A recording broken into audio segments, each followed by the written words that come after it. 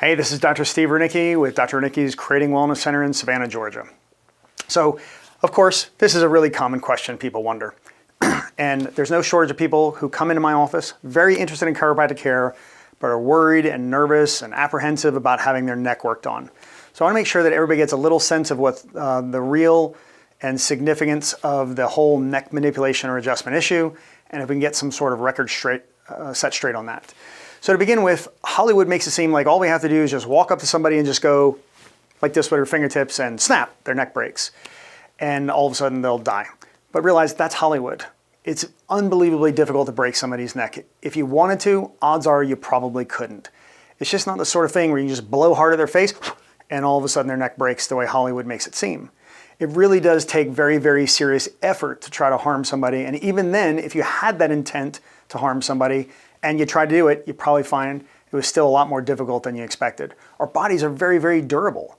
That's why these football players can go out there on the football field, put their head down, and run into somebody as hard as they can, trying to knock them down. And I know that's not the right way to tackle somebody, but nonetheless, it happens all the time, doesn't it?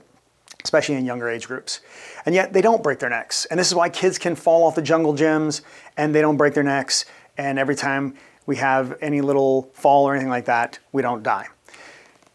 The reality is that if you could just break somebody's neck with every little thing like that, then you wouldn't even be able to get somebody to open up a practice as a chiropractor because there'd be way too much risk and danger. They'd be getting sued too much.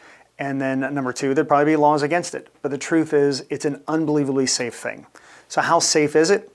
I think one of the simplest and best ways to discuss the safety of something is to look at what it costs to insure it. In other words, if you're a crazy, reckless driver that's running red lights and stop signs all the time and going 90 miles an hour through 35 mile an hour zones, then you know your insurance premiums go up. You get tickets, those tickets cause points in your license, and the points cause your insurance rates to go up because you're more likely to cause an accident and more likely to make the insurance company have to spend a lot of money on you. On the other hand, if you're a very safe driver and you have little to no risk of any accidents happening, then your insurance premiums stay pretty low. You could use the same kind of analysis to look at the safety of something in healthcare. Because of course, in the world of healthcare, we all have to buy malpractice insurance. And so the average general practitioner or the average medical doctor that's going to see patients all throughout the day for everything from upset stomachs to colds and so on, they're typically going to have a $1 million malpractice policy. And that $1 million malpractice policy will typically cost them on average about $30,000 per year.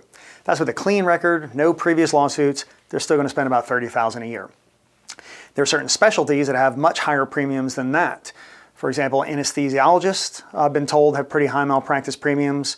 About $100,000 a year is what I've been told. And the same with obstetricians. Very, very high malpractice policy premiums for those guys as well. Because there's a lot more inherent risk in those sort of things, or at least in the way that it's being done. But my malpractice policy, I have also a $1 million malpractice insurance, just like those medical doctors that we finished talking about. And that $1 million malpractice policy cost me about $1,200 a year here in the year 2019. Obviously, if you're watching this 20 years from now, it's gone up by then. But right now, about $1,200 a year. But when I first got out of school, it was only about $600 per year. It's always less expensive when you're first getting out of school because, of course, you haven't had years and years of practice where somebody could come back and say, you've hurt me. And also, I think part of their theory is that when you're fresh out of school, all that knowledge is freshest in your head. Your teacher's done a really, really good job of scaring you that anything and everything could go wrong. And you come out of school really, very overly cautious of all these kinds of things. So the insurance providers typically give the best rates to people fresh out of school. And the longer you've been in practice and the more time there's been that somebody might come back and say something bad happened. But even then, it's still only $1,200 a year. The car that I'm driving right now, it costs me way more than $1,200 a year to insure. That's how safe chiropractic care is. Safer than anything that's being done in any type of other medical doctor's office. Safer than driving a car. It's an unbelievably safe thing. I'll have another video coming up in a bit where we talk specifically about the reality of the issue of could chiropractors cause a stroke? Because that's one the medical doctors have tried to convince the population of for a long, long time. And I want to ensure everybody understands the science behind that.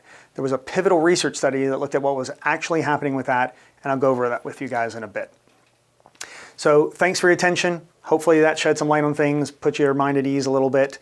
And again, I'm Dr. Steve Ranicki with Dr. Ranicki's Creating Wellness Center, and we're always happy to help.